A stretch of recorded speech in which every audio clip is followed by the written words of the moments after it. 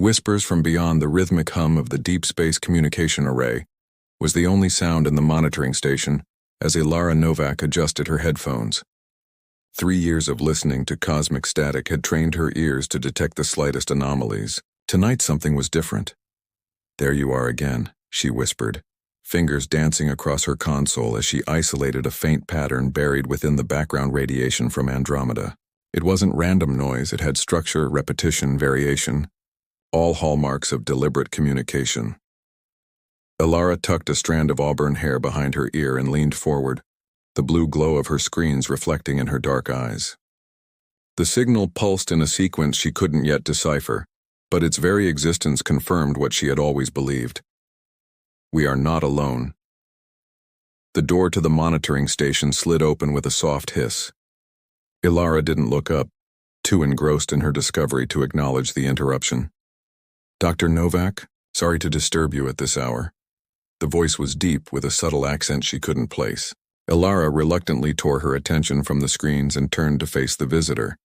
"The array is closed to non-essential personnel after midnight," she said, then paused when she saw him.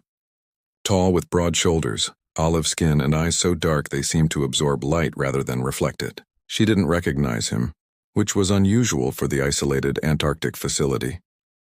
"Tarek Jalali," he said, offering a slight smile. "New head of security. Just completed my facility tour and saw your light on. Protocol requires me to check." Ilara nodded slowly. "Well, as you can see, no security breach. Just work." Tarek stepped closer, glancing at her screens with obvious curiosity. "What kind of work has an astrolinguist up at 3 a.m.? "The kind that might rewrite human history," Ilara replied, surprising herself with her candor. Something about his calm presence made her want to share. "I've been tracking an anomalous signal for weeks. Tonight it's evolved." "Evolved how?" he asked, leaning against her desk.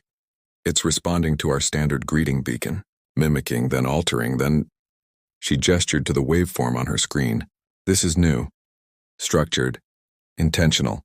Tarek's expression remained neutral, but she noticed his posture stiffen slightly. "Have you reported this?" "I'm compiling the data now.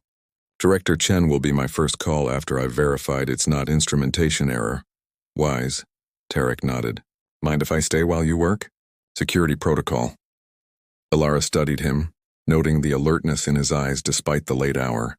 "There's coffee in the corner." For the next hour, they worked in comfortable silence, Ilara analyzing the signal patterns, Tarek reviewing security feeds on a tablet.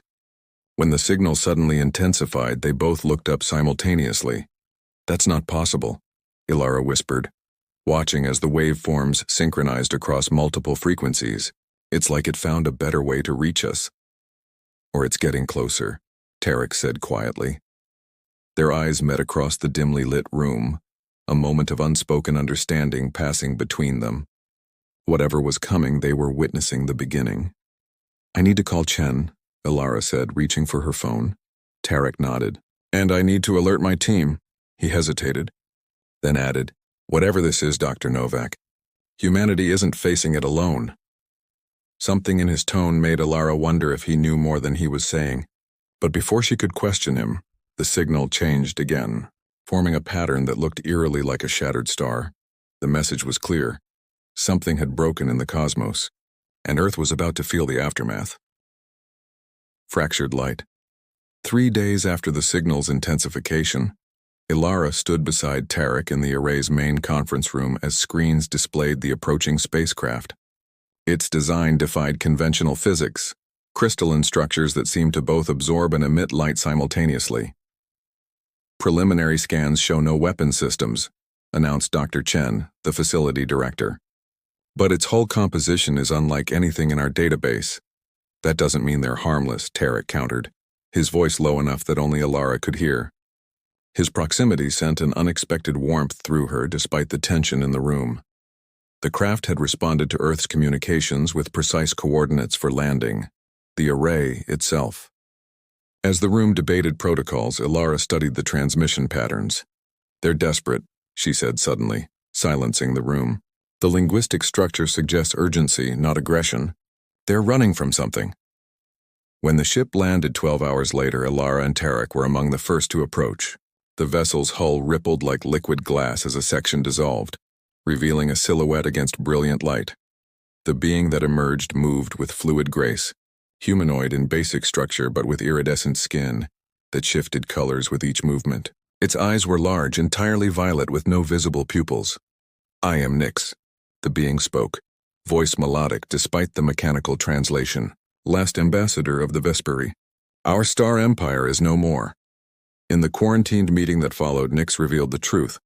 The Vesperi, a peaceful species from the Andromeda galaxy, had watched their civilization systematically destroyed by a force they called the Shroud, a consciousness that consumed stars, leaving shattered remnants behind.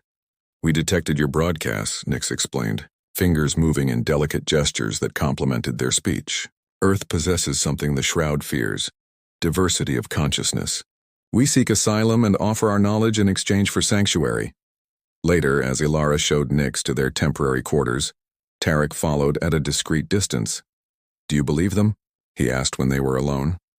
Ilara leaned against the corridor wall, exhaustion finally catching up with her. "The data supports their story. The radiation patterns from Andromeda match what would happen if stars were being harvested somehow." Tarek stepped closer, his expression softening.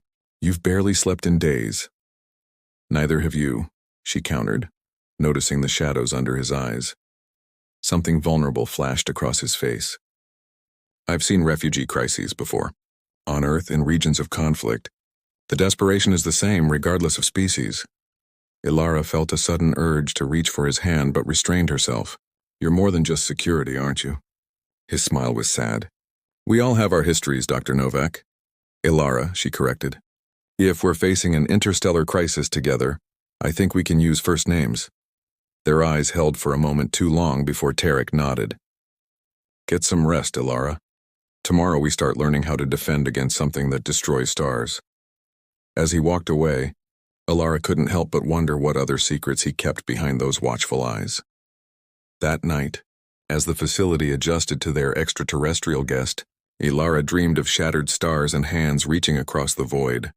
When she woke, her terminal displayed a new message: coordinates within the solar system where the Shroud's advanced scouts would likely appear first. The warning had come from Nyx, but the security encryption was unmistakably of Earth origin. Someone had been preparing for this possibility long before the Vesperi arrived, and somehow, Ilara suspected Tarek knew exactly who. Shadows between stars, the Earth Defense Coalition formed with unprecedented speed, a testament to the compelling evidence Nyx had provided. Within weeks, Vesperi technology was being integrated into satellite networks across the globe, creating an early warning system for Shroud incursions.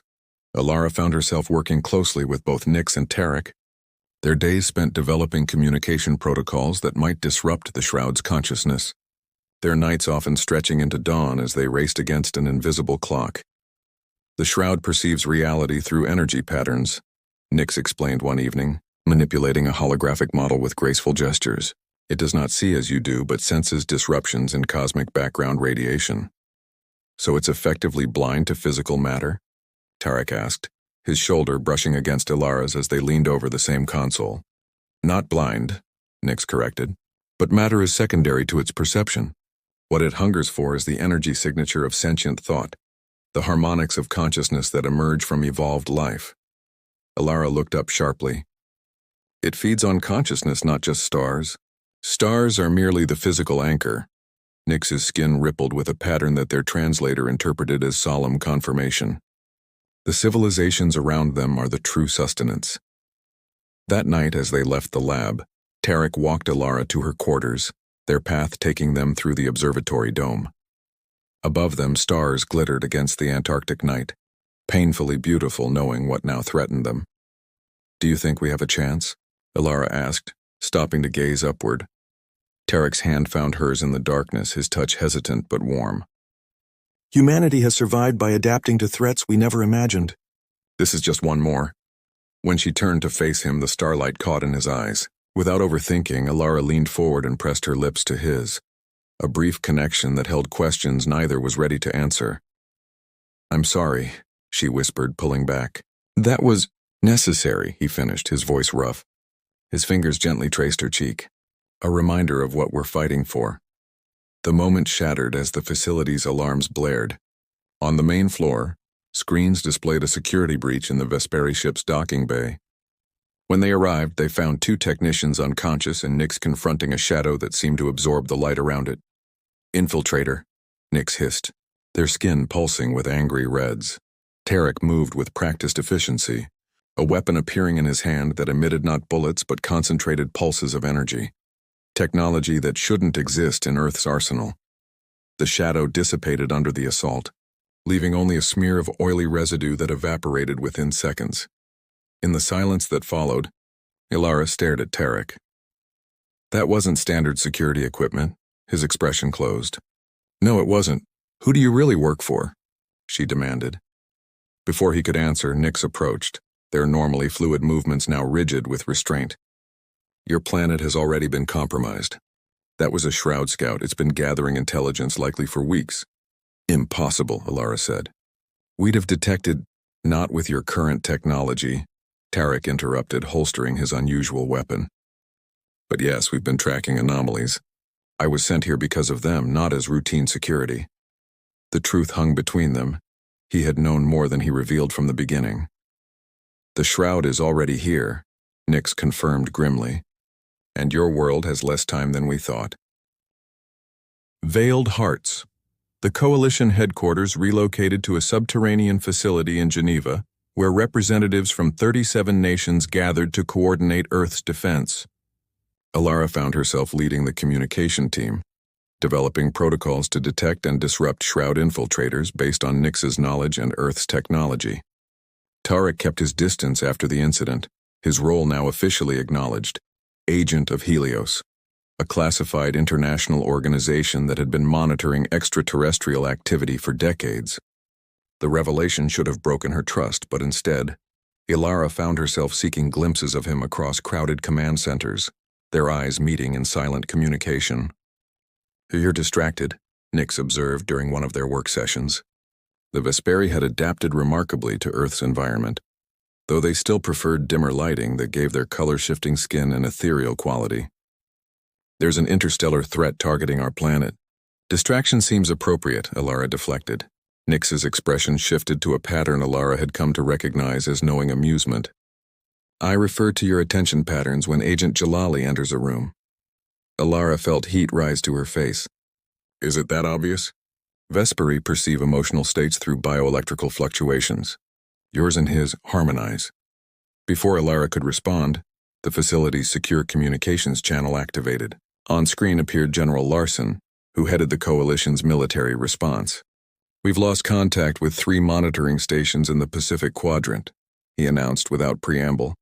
"Satellite imagery shows normal operations, but all communications have the same response pattern, identical to the microsecond."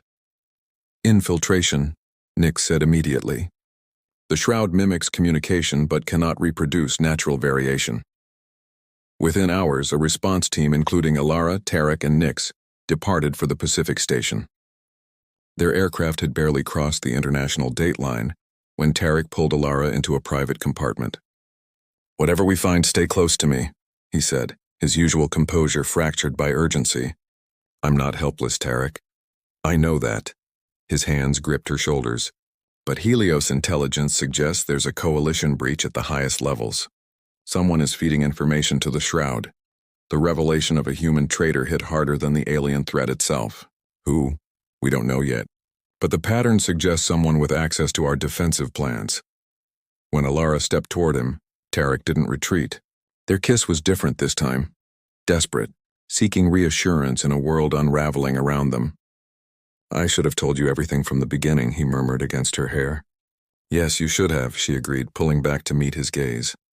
"But I understand why you couldn't." The Pacific Station was intact but empty when they arrived. No personnel, no signs of struggle. Only when they reached the central communications array did they find evidence of what happened. A crystalline structure had replaced the main server, pulsing with the same energy signature as the Shroud Scout they'd encountered. "It's not collecting data," Nix said, their voice tense. "It's broadcasting." Calling the main consciousness, Tarek moved to destroy it, but Nix stopped him. "Wait, we can trace the signal, find who helped place it here." The trace led back to Geneva, specifically to General Larson himself. The man who had sent them to investigate was the very traitor they sought. Why would a human help something that wants to consume our world? Ilara asked as their aircraft raced back to headquarters. Because the shroud offers a terrible choice, Nix explained, their skin darkening to midnight hues. Serve as conduit and survive the consumption, or resist and perish entirely. He made the wrong choice, Tarek said grimly. As Geneva's lights appeared on the horizon, Ilara realized the true nature of what they faced.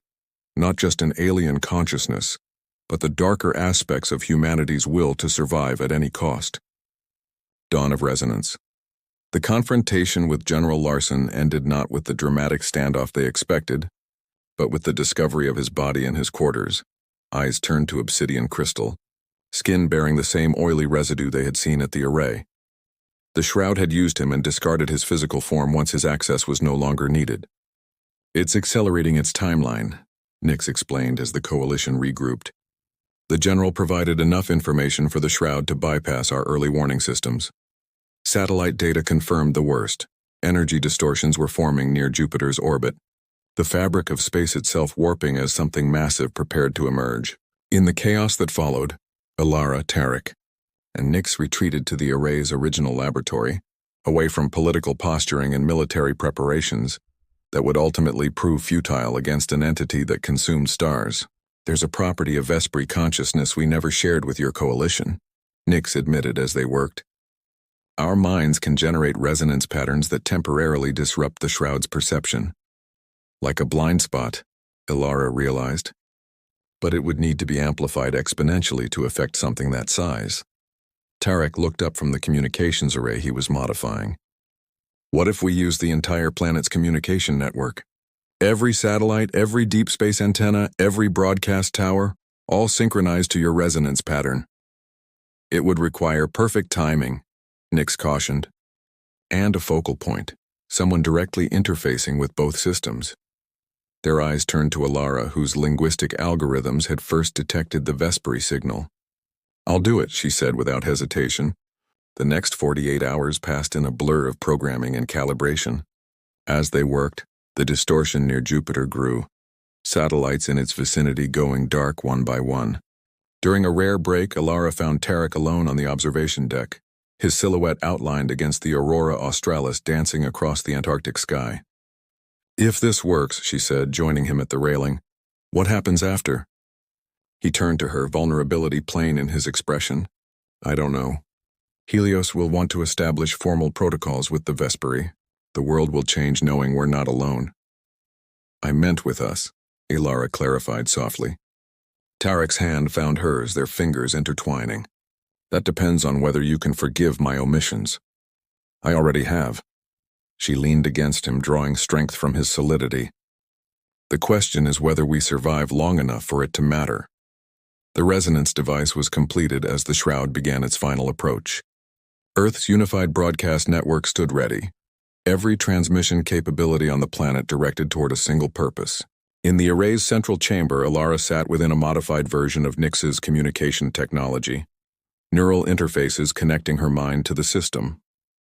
Tarek stood at the controls, his expression tense but determined. The resonance will emanate from you, Nix explained one final time. Your consciousness amplified by our technology and broadcast through your planet's network. It will create a disruption the shroud cannot ignore or penetrate. And if it works? Ilara asked. It will retreat, seeking easier sustenance among the stars. What remained unsaid was the risk. No Vespri had attempted resonance on this scale, and survived with their mind intact. As the countdown began, Tarek approached, pressing his forehead to Ilara's. Come back to me, he whispered. Whatever happens, find your way back. I will, she promised, memorizing the feel of his hands on hers.